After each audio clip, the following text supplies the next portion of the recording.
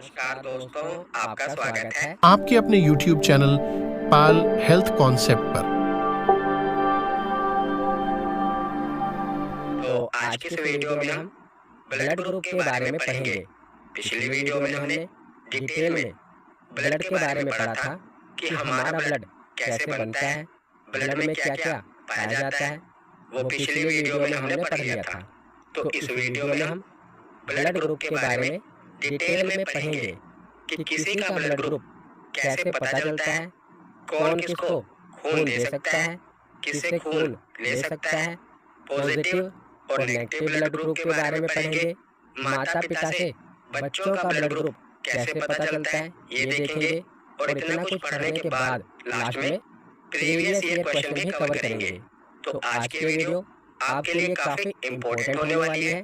तो चलिए बिना देरी किए हुए वीडियो को शुरू करते हैं। तो चलिए वीडियो की शुरुआत करते हैं। तो पिछली वीडियो में मैंने आपको रक्त के संगठन के बारे में पढ़ाया था, कंपोजिशन ऑफ ब्लड के बारे में पढ़ाया था कि हमारे ब्लड में क्या क्या पाया जाता है, हमारा ब्लड बनता कैसे है। तो मैंने आपको बताया था कि हमारे ब्लड में मुख्य रूप से दो चीजें पाई जाती हैं। पहला है प्लाज्मा और दूसरा है रक्त कणिकाएं। तो हमारे ब्लड का 55% भाग प्लाज्मा होता है, प्लाज्मा जो कि तरल अवस्था में होता है। तो हमारे ब्लड का 55% भाग प्लाज्मा होता है और 45% भाग रक्त कणिकाएं होती हैं। रक्त कणिकाएं ठोस अवस्था में होती हैं, अणु के फॉर्म में होती हैं, और जो प्लाज्मा होता है ये लिक्विड फॉर्म में होता है। क्योंकि जो प्लाज्मा होता है ये 90% जल से बना होता है, इसीलिए ये तरल अवस्था में होता है। तो प्लाज्मा में 90% जल होता है, 7% प्रोटीन होता है, 0.9% लवण होता है, 0.1% ग्लूकोज होता है और 2% अन्य चीजें होती हैं। तो इनसे मिलकर हमारे रक्त का अधिकांश भाग बनता है जिसे प्लाज्मा कहते हैं और ये तरल अवस्था में होता है। पिछली वीडियो में मैंने एनिमेशन की सहायता से आपको बताया था इसके बारे में। और जो ब्लड का 45% भाग होता है रक्त कणिकाएं होती हैं, इसमें क्या क्या शामिल होता है। तो इसमें 3 चीजें शामिल होती हैं, लाल रक्त कणिकाएं, श्वेत रक्त कणिकाएं और रक्त बिंबाणु। लाल रक्त कणिकाओं को हम आरबीसी कहते हैं, श्वेत रक्त कणिकाओं को डब्ल्यूबीसी और रक्त बिंबाणु को प्लेटलेट कहते हैं। तो इनसे मिलकर हमारा ब्लड बनता है। अब यहीं से हम आगे बढ़ते हैं और ब्लड ग्रुप के बारे में पढ़ते हैं। तो ब्लड ग्रुप यानी कि रक्त समूह। तो रक्त समूह की खोज किसने की थी। तो ब्लड ग्रुप की खोज कार्ल लैंडस्टीनर ने सन 1900 और 1901 के दौरान की थी। तो याद रखिएगा, कई बार एग्जाम में पूछा गया है कि ब्लड ग्रुप की खोज किसने की थी। तो ब्लड ग्रुप की खोज किसने की थी, कार्ल लैंडस्टीनर ने की थी। तो कार्ल लैंडस्टीनर ने कई लोगों के खून के सैंपल लिए और कड़ी मेहनत के बाद ये पता लगाया कि खून 3 प्रकार का होता है। तो इन्होंने क्या किया, कई लोगों के खून के सैंपल लिए और उसके बाद ये बताया कि जो ब्लड ग्रुप होता है ये 3 प्रकार का होता है और इसका नाम इन्होंने रखा ए, बी और सी। 3 ब्लड ग्रुप के बारे में इन्होंने शुरुआत में पता लगाया था और उसका नाम रखा था ए, बी और सी ब्लड ग्रुप। परंतु कुछ समय बाद लैंडस्टीनर ने ग्रुप सी का नाम ग्रुप ओ रखा था। यानी कि 3 ब्लड ग्रुप इन्होंने खोजे थे ना, ए, बी और सी। तो जो सी ब्लड ग्रुप था उसका नाम इन्होंने बदलकर ओ ब्लड ग्रुप रख दिया था। तो कार्ल लैंडस्टीनर को अपनी इस उपलब्धि के लिए 1930 ईस्वी में फिजियोलॉजी और मेडिसिन के क्षेत्र में नोबेल पुरस्कार से भी सम्मानित किया गया है। तो कार्ल लैंडस्टीनर को नोबेल पुरस्कार कब दिया गया था, तो 1930 में दिया गया था, क्योंकि इन्होंने ब्लड ग्रुप की खोज की थी। उसके बाद आगे चलते हैं। तो लैंडस्टीनर की इस महान खोज के 1 साल बाद उनके 2 साथियों एल्फ्रेड वॉन डिकैस्ट्रेलो और एड्रियानो स्टर्ली ने इस खोज को आगे बढ़ाया और उन्होंने मिलकर एक नए ब्लड ग्रुप ए बी का पता लगाया। तो अभी तक लैंडस्टीनर ने 3 ब्लड ग्रुप के बारे में बताया था, ए, बी और ओ। परंतु लैंस क्लीनर के दो असिस्टेंट थे, यानी कि उन्हीं के अंडर काम कर रहे थे। इनका नाम था डिकैस्टेलो और स्टर्ली। इन्होंने क्या किया, इन्होंने एक और नए ब्लड ग्रुप का पता लगाया जिसका नाम रखा गया ए बी। तो अब हमें 4 ब्लड ग्रुप पता चल चुके हैं, ए बी और ओ। और मुख्यतः मनुष्य में ये 4 ही ब्लड ग्रुप पाए जाते हैं। अगर आप पॉजिटिव नेगेटिव को हटा दो तो मनुष्य में ये 4 ही ब्लड ग्रुप पाए जाते हैं, ए बी और ओ। तो आगे अब हम देखते हैं कि आखिर ब्लड ग्रुप पता कैसे चलता है। कैसे पता चलता है किसी का ब्लड ग्रुप ए है, किसी का ब्लड ग्रुप बी है। तो ब्लड ग्रुप के बारे में कैसे पता चलता है ये हम देख लेते हैं। तो कार्ल लैंस क्लीनर ने मनुष्य के रक्त में ग्लाइकोप्रोटीन ने बताया था कि ये जो ग्लाइकोप्रोटीन है ना, ये मनुष्य के रक्त में 2 जगह पाया जाता है। एक तो आरबीसी की सतह पर और दूसरा प्लाज्मा की सतह पर। तो मैंने शुरुआत में आपको बताया ना कि रक्त का 55% भाग प्लाज्मा होता है और 45% भाग रक्त कणिकाएं होती हैं। तो रक्त कणिकाओं में आरबीसी के बारे में मैंने आपको बताया था। तो जो ये ग्लाइकोप्रोटीन है ना, ये 2 जगह पाया जाता है। एक तो आरबीसी की सतह पर और दूसरा प्लाज्मा की सतह पर। तो कार्ल लैंस क्लीनर ने मनुष्य के रक्त में मौजूद आरबीसी में 2 तरह के एंटीजन को देखा था। तो लैंस क्लीनर जब ब्लड पर स्टडी कर रहे थे ना, तो इन्होंने ब्लड में 2 जगह ग्लाइकोप्रोटीन देखा, एक तो आरबीसी की सतह पर और एक प्लाज्मा की सतह पर। और इन्होंने पाया कि आरबीसी की सतह पर 2 प्रकार के एंटीजन देखने को मिलते हैं। एक का नाम इन्होंने एंटीजन ए रख दिया और दूसरे का नाम एंटीजन बी रख दिया। तो ये तो हो गया आरबीसी की सतह पर। तो प्लाज्मा की सतह पर भी जब इन्होंने अध्ययन किया तो इनके अध्ययन के अनुसार इन्होंने ये बताया कि प्लाज्मा में एंटीबॉडी पाई जाती है, जिसका नाम इन्होंने एंटीबॉडी ए और एंटीबॉडी बी रखा। तो जो एंटीजन है ना, इसे कैपिटल अल्फाबेट में लिखा जाता है, आप देख रहे हैं, कैपिटल ए और कैपिटल बी में। लेकिन जो एंटीबॉडी है ना, इसे स्मॉल अल्फाबेट में लिखा जाता है ताकि कंफ्यूजन ना हो। तो यहाँ तक हमने देख लिया कि आरबीसी की सतह पर 2 एंटीजन पाए जाते हैं और प्लाज्मा की सतह पर 2 एंटीबॉडी पाई जाती है। तो अब हम देखते हैं कि ब्लड ग्रुप के बारे में पता कैसे चलता है। तो जैसा कि हमने पढ़ा कि रक्त में मौजूद आरबीसी में 2 तरह के एंटीजन होते हैं, एंटीजन ए तथा एंटीजन बी। तो इसी से ब्लड ग्रुप के बारे में पता चलता है।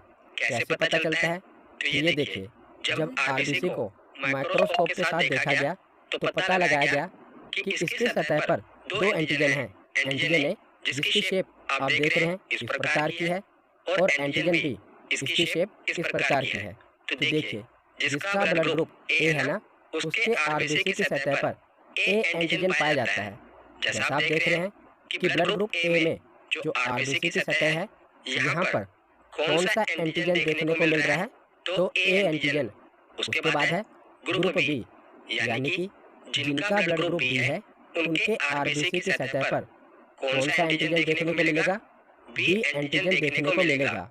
और जिनकी आरबीसी की सतह पर ए और बी दोनों एंटीजन देखने को मिलते हैं, उनका ब्लड ग्रुप कौन सा होगा? तो उनका blood group A B blood group होगा। और जिनकी आरबीसी की सतह पर ना तो एंटीजन ए पाया जाता है और ना ही एंटीजन बी पाया जाता है, तो उनका ब्लड ग्रुप ओ होगा। ओ को हम जीरो ब्लड ग्रुप भी कह देते हैं, क्योंकि इस पर कोई एंटीजन नहीं पाया जाता। तो कितना आसान है ना ये पता करना कि किसी का ब्लड ग्रुप क्या है। तो जिसकी आरबीसी की सतह पर ए एंटीजन होगा उसका ब्लड ग्रुप ए होगा। जिसकी आरबीसी की सतह पर बी एंटीजन होगा उसका ब्लड ग्रुप बी होगा। जिसकी आरबीसी की सतह पर दोनों ही एंटीजन होंगे, यानी कि ए एंटीजन भी होगा और बी एंटीजन भी होगा, तो उसका blood group A B blood group होगा। और जिसकी आरबीसी की सतह पर कोई एंटीजन नहीं होगा उसका ब्लड ग्रुप कौन सा होगा? तो उसका blood group O blood group होगा। तो आशा करता हूँ आपको यहाँ तक समझ में आया होगा। तो ये ब्लड ग्रुप पॉजिटिव या नेगेटिव कैसे होता है वो आगे हम देखेंगे। बस आपको यहाँ तक इतना पता होना चाहिए कि किसी का ब्लड ग्रुप कैसे पता चलता है? तो उसकी आरबीसी पर जो एंटीजन पाया जाता है वही उसका ब्लड ग्रुप होता है। तो हमने एंटीजन के बारे में तो पढ़ लिया, हमने ये भी देखा था ना कि प्लाज्मा की सतह पर एंटीबॉडी पाई जाती है। तो एंटीबॉडी के बारे में देख लेते हैं। तो रक्त के प्लाज्मा में भी एक प्रकार का प्रोटीन पाया जाता है जिसे एंटीबॉडी कहते हैं, और यह एंटीबॉडी हमारी बीमारियों से रक्षा करती है। तो एंटीबॉडी भी दो प्रकार की होती है, एंटीबॉडी ए और एंटीबॉडी बी। तो इसी के साथ आपको ये पता होना चाहिए कि सेम प्रकार की एंटीजन और एंटीबॉडी एक ब्लड ग्रुप में नहीं हो सकते। क्यों नहीं हो सकते, ये आगे मैं आपको बताऊंगा। अभी बस आप इतना जान लीजिए कि सेम प्रकार के एंटीजन और एंटीबॉडी एक ब्लड ग्रुप में नहीं पाए जा सकते। जैसे कि किसी के ब्लड में अगर एंटीजन ए है तो एंटीबॉडी ए नहीं होगी, और अगर एंटीजन बी है तो एंटीबॉडी बी नहीं होगी। तो एक ही ब्लड में सेम प्रकार के एंटीजन और एंटीबॉडी एक साथ नहीं रह सकते। ऐसा होने पर यह आपस में मिलकर अत्यधिक चिपचिपे हो जाते हैं, जिससे क्या होता है, रक्त नष्ट हो जाता है और इसे रक्त का अभिश्लेषण या ब्लड एग्लूटिनेशन कहते हैं। इसमें रक्त इकट्ठा हो जाता है, गाढ़ा हो जाता है। तो सेम प्रकार के एंटीजन और एंटीबॉडी एक ब्लड में एक साथ नहीं रह सकते। तो देखिए, अगर किसी का ब्लड ग्रुप ए है तो जाहिर सी बात है उसमें कौन सा एंटीजन होगा, तो उसके ब्लड में ए एंटीजन होगा, तभी उसका ब्लड ग्रुप ए आएगा। तो अगर उसके ब्लड में ए एंटीजन है तो एंटीबॉडी कौन सी होगी, तो एंटीबॉडी उसके विपरीत होगी। सेम प्रकार के एंटीजन और एंटीबॉडी एक ब्लड में नहीं हो सकते। तो अगर एंटीजन ए है तो एंटीबॉडी कौन सी होगी, एंटीबॉडी होगी बी। दूसरा ब्लड ग्रुप है बी। अगर किसी का ब्लड ग्रुप बी है तो एंटीजन तो होगा बी, परंतु एंटीबॉडी कौन सी होगी, तो ए एंटीबॉडी होगी। तीसरा ब्लड ग्रुप है ए बी। तो इसमें कौन सा एंटीजन होगा, तो ए बी ब्लड ग्रुप में दोनों ही, यानी कि ए और बी दोनों एंटीजन होंगे। तो जब दोनों ही एंटीजन होंगे तो कोई भी एंटीबॉडी नहीं होगी। तो याद रखिएगा, ए बी ब्लड ग्रुप में कोई भी एंटीबॉडी नहीं पाई जाती। उसके बाद है ओ ब्लड ग्रुप। तो ओ ब्लड ग्रुप में कोई एंटीजन नहीं होता, तो इसमें दोनों एंटीबॉडी पाई जाती हैं, ए और बी दोनों एंटीबॉडी ओ ब्लड ग्रुप में पाई जाती हैं। तो यहाँ तक आपको समझ में आ गया होगा कि ब्लड में एक साथ सेम प्रकार के एंटीजन और एंटीबॉडी नहीं पाए जाते। तो शुरुआत में हमने ए एंटीजन और बी एंटीजन की शेप देखी थी ना, जो कि ए एंटीजन की शेप कुछ इस प्रकार है और बी एंटीजन की शेप इस प्रकार है। तो जो एंटीबॉडीज होती है ना, ए एंटीबॉडी आप देखेंगे ऊपर से आधी राउंड शेप में है, और जो बी एंटीबॉडी है ये आधे ट्रायंगल की शेप में है। तो यहाँ पर मैं आपको बताता हूँ कि सेम प्रकार के एंटीजन और एंटीबॉडी एक साथ क्यों नहीं हो सकते। तो देखिए, यह है ब्लड ग्रुप ए, और इसमें कौन सा एंटीजन पाया जाता है, तो ए एंटीजन पाया जाता है। तो ए एंटीजन की शेप अगर आप देखेंगे ऊपर से गोल है।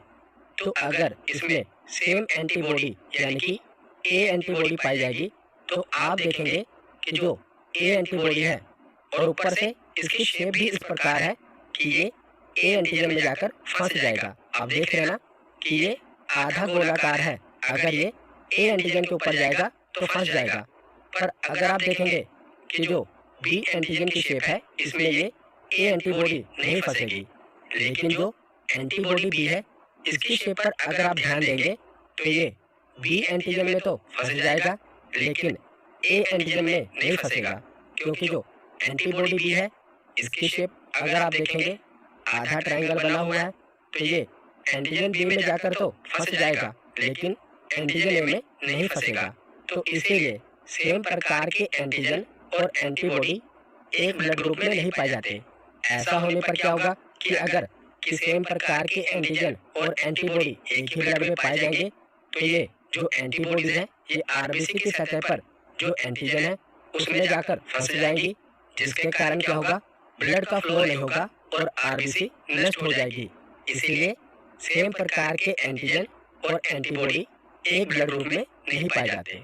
तो जो ब्लड ग्रुप ए है इसमें एंटीजन कौन सा होगा, ए एंटीजन होगा, और एंटीबॉडी कौन सी पाई जाएगी, बी एंटीबॉडी पाई जाएगी। और जो ब्लड ग्रुप बी है इसमें बी एंटीजन होगा और एंटीबॉडी ए पाई जाएगी। ए बी ब्लड ग्रुप में दोनों एंटीजन होंगे, यानी कि ए और बी दोनों ही एंटीजन होंगे, परंतु एंटीबॉडी कोई नहीं पाई जाएगी। और जो ओ ब्लड ग्रुप होगा इसमें कोई एंटीजन नहीं होगा, लेकिन दोनों एंटीबॉडीज पाई जाती हैं। ए एंटीबॉडी भी पाई जाती है और बी एंटीबॉडी भी पाई जाती है। तो इस प्रकार हमने इस चार्ट में ये देख लिया कि कौन से ब्लड ग्रुप में कौन सा एंटीजन और कौन सी एंटीबॉडी पाई जाती है, और सेम प्रकार के एंटीजन और एंटीबॉडी क्यों नहीं पाई जाती वो भी हमने समझ लिया। अब हम आगे देखते हैं।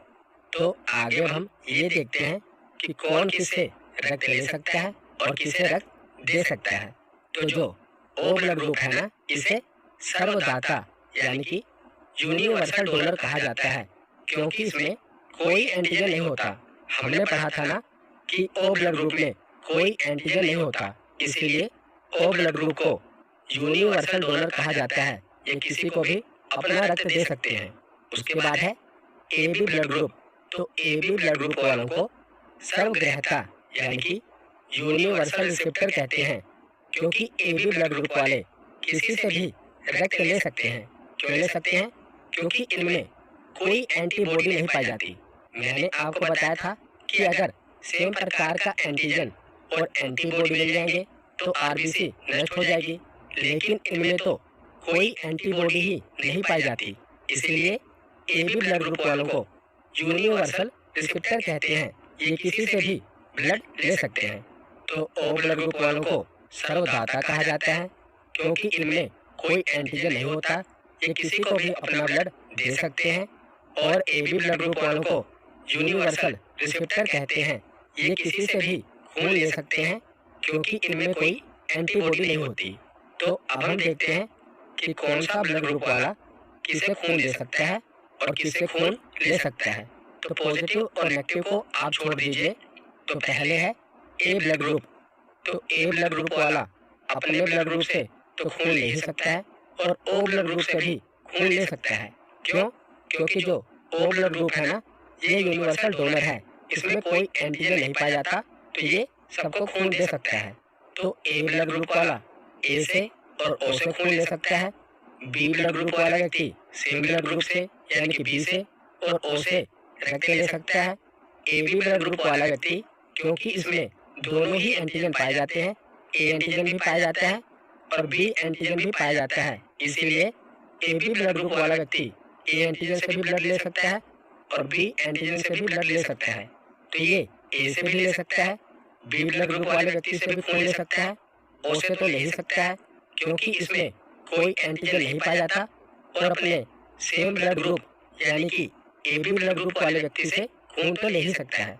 तो ए बी ब्लड ग्रुप वाला व्यक्ति सभी से खून ले सकता है, इसीलिए इसे यूनिवर्सल रिसेप्टर कहते हैं, सर्वग्राह्यता कहते हैं, क्योंकि ये सभी ब्लड ग्रुप से खून ले सकता है। उसके बाद है ओ ब्लड ग्रुप। तो ओ ब्लड ग्रुप वाला व्यक्ति केवल ओ ब्लड ग्रुप वाले व्यक्ति से ही खून ले सकता है, क्योंकि इस ब्लड ग्रुप में कोई एंटीजन नहीं पाया जाता, इसीलिए ये केवल ओ ब्लड ग्रुप वाले व्यक्ति से ही खून ले सकता है। लेकिन ये अपना खून सबको दे सकता है, यानी कि सभी ब्लड ग्रुप को दे सकता है, लेकिन ये केवल ओ ब्लड ग्रुप से ही सकता है। तो हमने देखा कि कौन किसे रक्त ले सकता है। अब देखते हैं कि कौन किसे रक्त दे सकता है।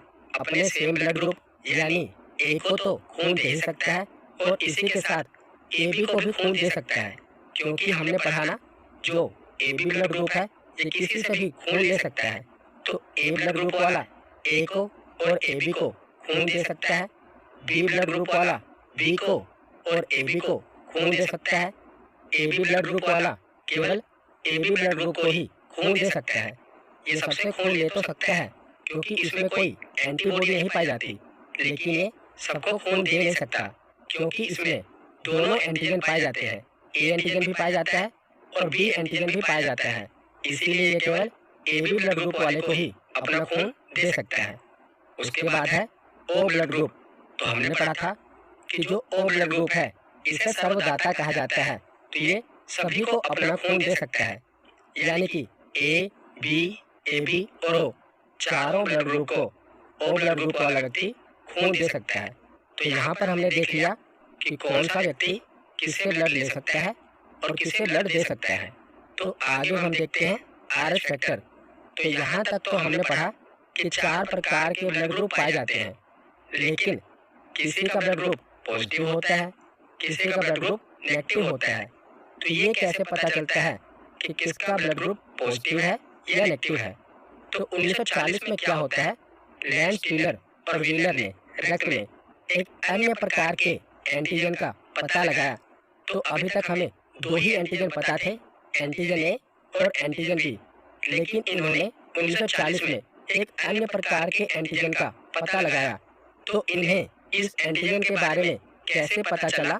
तो इन्होंने रीसस बंदर में इस तत्व का पता लगाया था, इसीलिए इसे RH फैक्टर कहते हैं। तो जो रीसस बंदर होता है ना, लाल मुंह वाला बंदर, आपने देखा होगा। तो लैंडस्टीलर और व्हीलर ने क्या किया कि कई सारे रीसस बंदर के खून का सैंपल लिया था। तो इन्होंने देखा कि कई बंदरों में ये अलग प्रकार का एंटीजन भी पाया जाता है। फिर बाद में इन्होंने मनुष्यों के भी खून के सैंपल लिए, तब इन्हें पता चला कि मनुष्यों के खून में भी इस सेम प्रकार का एंटीजन पाया जाता है।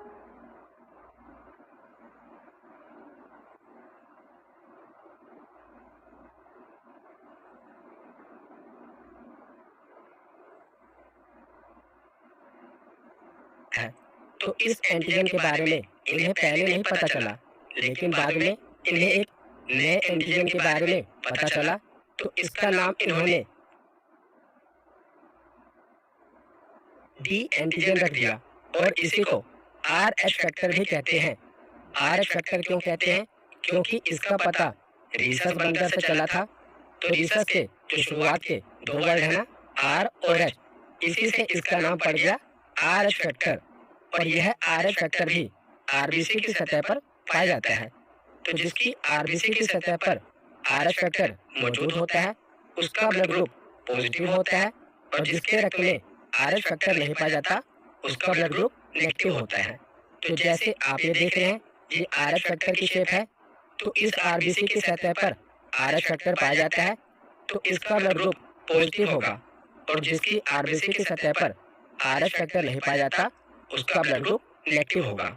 तो ये जो पिक्चर है, इसकी सहायता से आप बताइए कि ये कौन सा ब्लड ग्रुप है, और ये बताइए कि पॉजिटिव है या नेगेटिव है।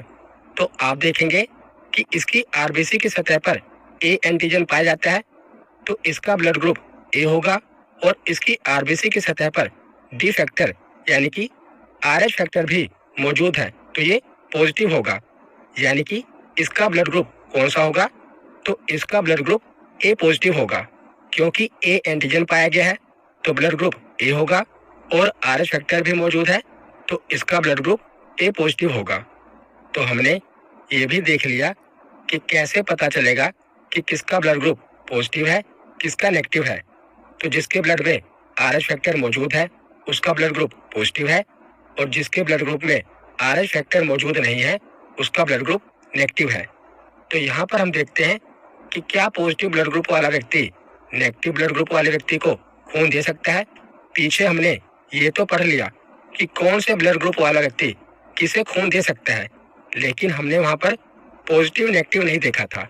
यहाँ पर हम पॉजिटिव नेगेटिव के बारे में पढ़ लेते हैं।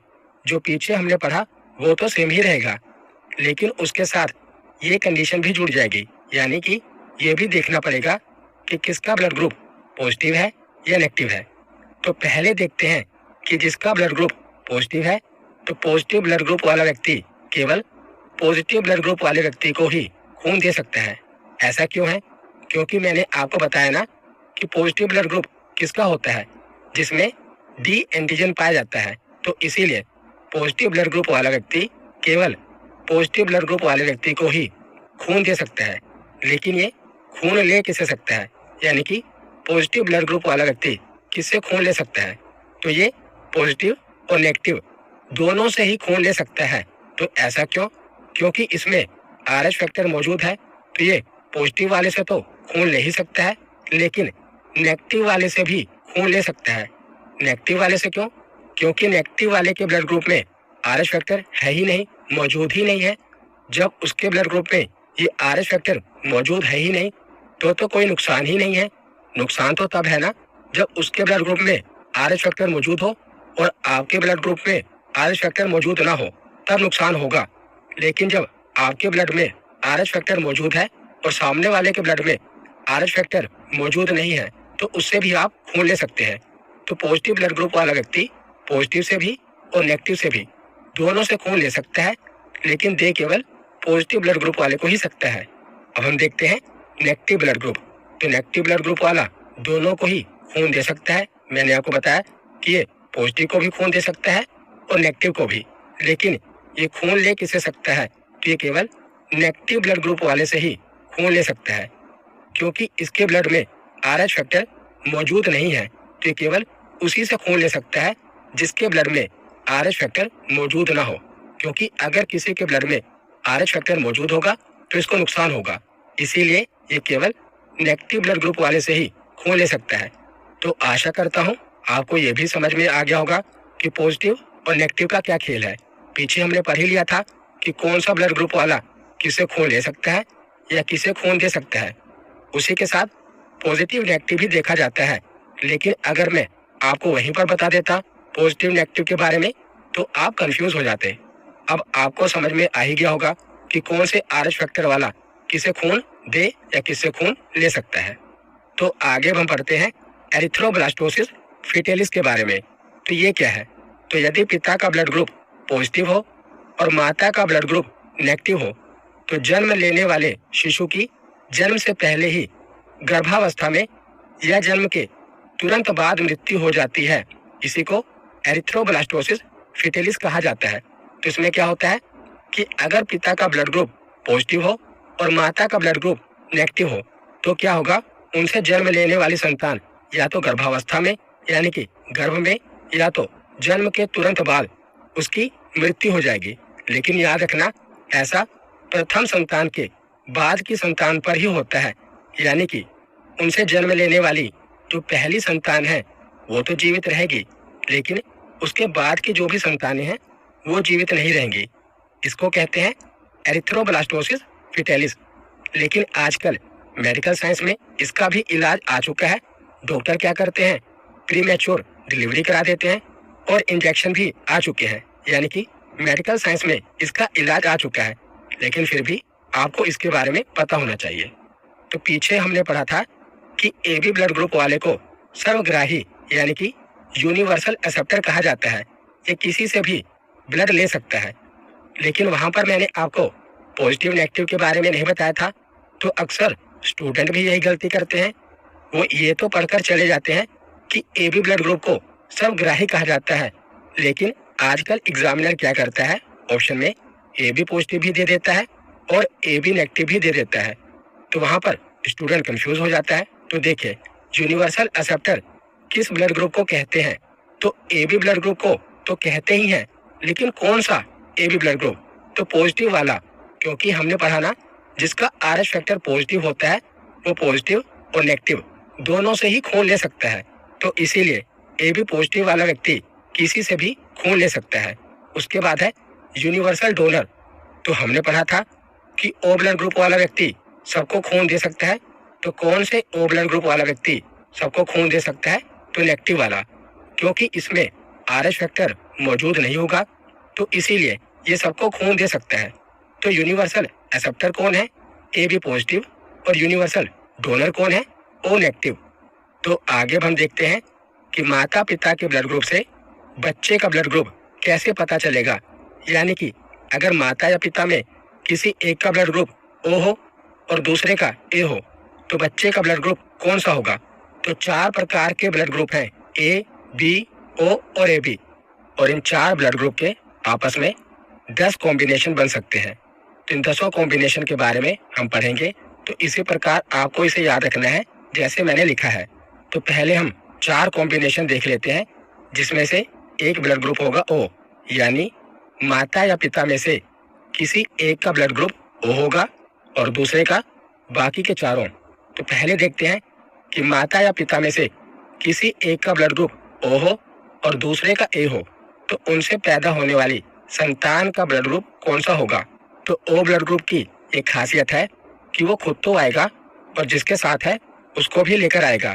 तो इसी तरह आपको इसे याद करना है कि अगर माता पिता में से किसी एक का ब्लड ग्रुप O हो और दूसरे का A हो तो बच्चे का ब्लड ग्रुप या तो O होगा या तो A होगा। दूसरा कॉम्बिनेशन है O और B का, तो इसमें भी बच्चे का ब्लड ग्रुप कौन सा होगा? तो O खुद तो आएगा ही और साथ में जो उसके साथ है उसको भी लेकर आएगा। तो बच्चे का ब्लड ग्रुप होगा या तो O या तो B। तीसरा कॉम्बिनेशन है O का O के साथ, तो इसमें क्या होगा? O खुद आएगा और दूसरे वाले को भी साथ लाएगा। तो इस केस में बच्चे का ब्लड ग्रुप कौन सा होगा? तो O ब्लड ग्रुप होगा। उसके बाद चौथा कॉम्बिनेशन है O और AB का। तो याद रखिएगा O और AB की आपस में नहीं बनती, क्योंकि एक में एंटीजन नहीं पाया जाता, एक में एंटीबॉडी नहीं पाई जाती, तो इन दोनों की आपस में नहीं बनती। तो माता या पिता में से किसी एक का ब्लड ग्रुप O हो और दूसरे का AB हो तो बच्चे का ब्लड ग्रुप कौन सा होगा? तो O और AB नहीं होगा, क्योंकि इन दोनों की आपस में नहीं बनती। इसके अलावा जो ब्लड ग्रुप हैं वो होंगे, जैसे कि A और B, क्योंकि O और AB की आपस में नहीं बनती, तो जब भी इनका कॉम्बिनेशन होगा तो बच्चे का ब्लड ग्रुप कौन सा होगा? A और B। तो O के साथ हमने कॉम्बिनेशन देख लिए। अब आगे हम देखते हैं कि अगर माता पिता का सेम ब्लड ग्रुप हो, यानी कि पिता का भी ब्लड ग्रुप A हो और माता का भी ब्लड ग्रुप A हो, सेम ब्लड ग्रुप होने पर बच्चे में कौन सा ब्लड ग्रुप देखने को मिलेगा? तो देखिए, पहला केस है A का A के साथ, दूसरा है B का B के साथ, तीसरा है AB का AB के साथ। आप सोच रहे होंगे कि O का O के साथ क्यों नहीं लिया? तो हमने ऊपर पढ़ लिया ना, यहाँ पर हमने O का O के साथ देख लिया था कि अगर O का O के साथ कॉम्बिनेशन हो तो बच्चे का ब्लड ग्रुप भी O ही होगा। तो O के बारे में ऊपर हमने पढ़ लिया था। तो यहाँ पर हम जो बाकी के 3 कॉम्बिनेशन हैं वो देख लेते हैं। तो अगर A का A के साथ कॉम्बिनेशन हो तो बच्चे का ब्लड ग्रुप कौन सा होगा? तो A खुद तो आएगा ही, O को भी साथ में लाएगा। तो O ब्लड ग्रुप ज्यादातर कॉम्बिनेशन में पाया ही जाता है। इसीलिए आप देखते हैं कि पूरी दुनिया में बात की जाए कि सबसे ज्यादा कौन सा ब्लड ग्रुप देखने को मिलता है, तो O पॉजिटिव। तो A का A के साथ कॉम्बिनेशन होगा तो A खुद आएगा और O को भी लेकर आएगा। उसके बाद है B का B के साथ कॉम्बिनेशन, यानी कि पिता और माता दोनों का ब्लड ग्रुप अगर B हो तो बच्चे का ब्लड ग्रुप कौन सा होगा? तो B खुद तो आएगा ही और अपने साथ O को भी लेकर आएगा। उसके बाद है AB का AB के साथ कॉम्बिनेशन, तो इस केस में बच्चे का ब्लड ग्रुप A भी हो सकता है, B भी हो सकता है और AB भी हो सकता है, क्योंकि AB ब्लड ग्रुप में A एंटीजन और B एंटीजन दोनों ही पाए जाते हैं। तो बच्चे का ब्लड ग्रुप A भी हो सकता है, B भी हो सकता है और AB भी हो सकता है, लेकिन इस केस में O नहीं हो सकता, क्योंकि मैंने आपको बताया ना कि AB की O के साथ नहीं बनती। तो AB के कॉम्बिनेशन में बच्चे का ब्लड ग्रुप A, B और AB हो सकता है। उसके बाद AB का कॉम्बिनेशन बाकी के साथ देख लेते हैं। तो AB का कॉम्बिनेशन A के साथ और B के साथ देख लेते हैं, क्योंकि हमने AB का कॉम्बिनेशन O के साथ और AB का कॉम्बिनेशन AB के साथ देख लिया। तो बाकी बचे A और B, इनके साथ देख लेते हैं। तो चाहे AB का कॉम्बिनेशन A के साथ हो या B के साथ हो, दोनों ही केस में जो बच्चे का ब्लड ग्रुप होगा ना वो होगा A, B और AB, क्योंकि इनमें दोनों एंटीजन पाए जाते हैं। तो बच्चे का ब्लड ग्रुप A भी हो सकता है, B भी हो सकता है और AB भी हो सकता है, लेकिन O नहीं हो सकता। ये याद रखिएगा, O नहीं हो सकता।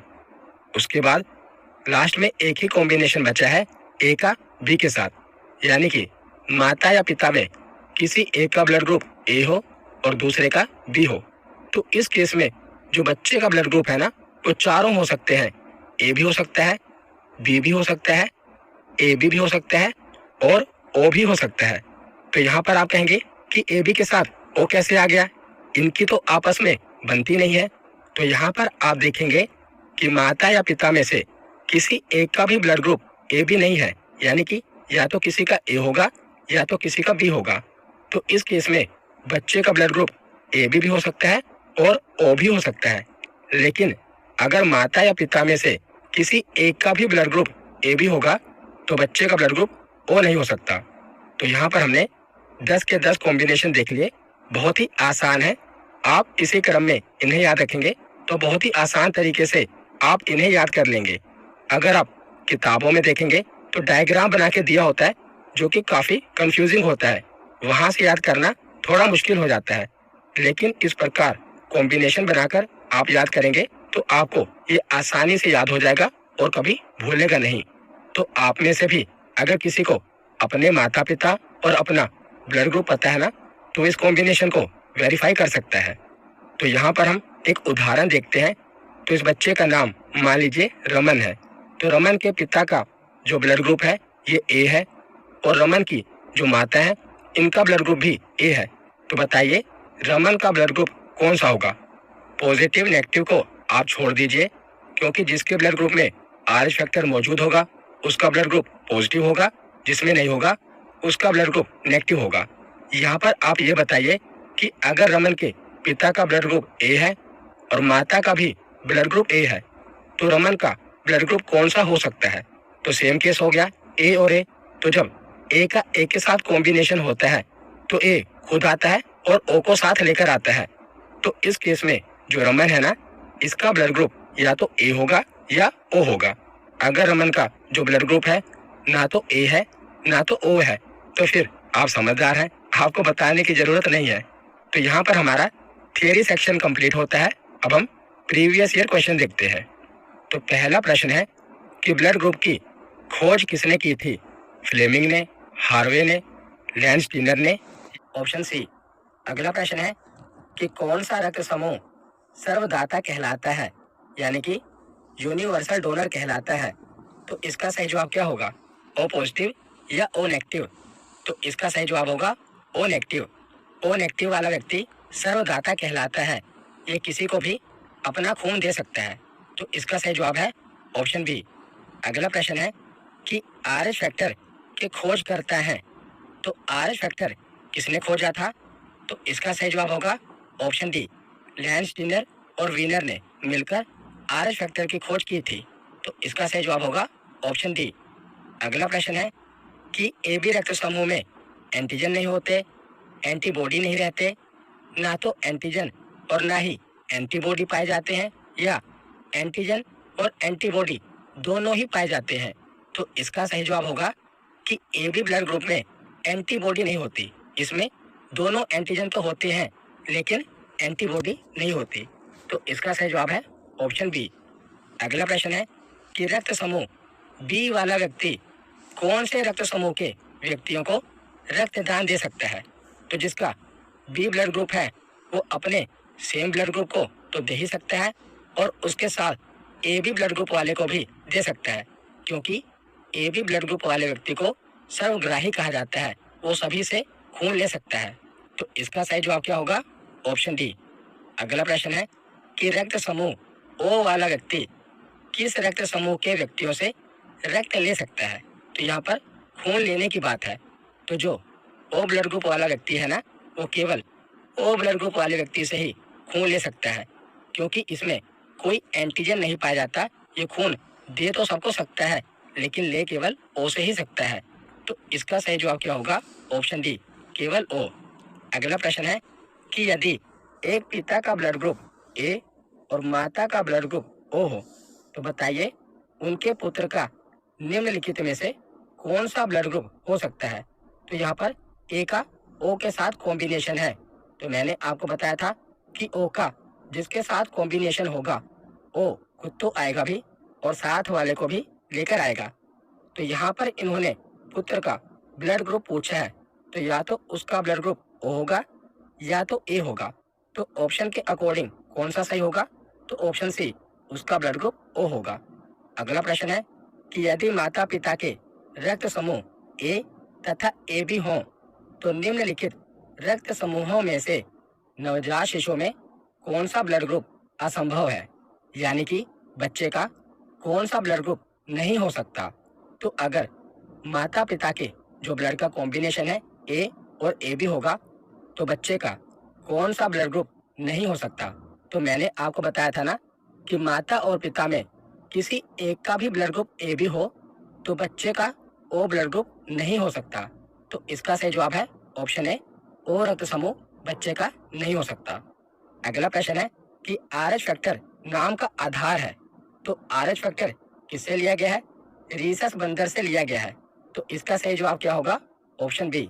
अगला प्रश्न है कि निम्नलिखित में से कौन सा रक्त समूह सर्वग्राही है, यानी कि कौन सा ब्लड ग्रुप सबसे खून ले सकता है? तो इसका सही जवाब होगा option C, AB positive. AB positive को यूनिवर्सल रिसेप्टर कहा जाता है, तो इसका सही जवाब होगा ऑप्शन सी। अगला प्रश्न है कि रक्त समूह O नेगेटिव में क्या नहीं होता? कोई एंटीजन नहीं होता, कोई एंटीबॉडी नहीं होती, ना तो एंटीजन और ना ही एंटीबॉडी होते हैं, और एंटीजन और एंटीबॉडी दोनों ही होते हैं। तो O नेगेटिव ब्लड ग्रुप में कोई भी एंटीजन नहीं होता, तो इसका सही जवाब है option A. AB blood group में कोई एंटीबॉडी नहीं होती और O ब्लड ग्रुप में कोई एंटीजन नहीं होता, तो इसका सही जवाब है ऑप्शन ए। वीडियो अच्छी लगी है तो चैनल को लाइक और सब्सक्राइब करें। Thank you for watching Pal health concept.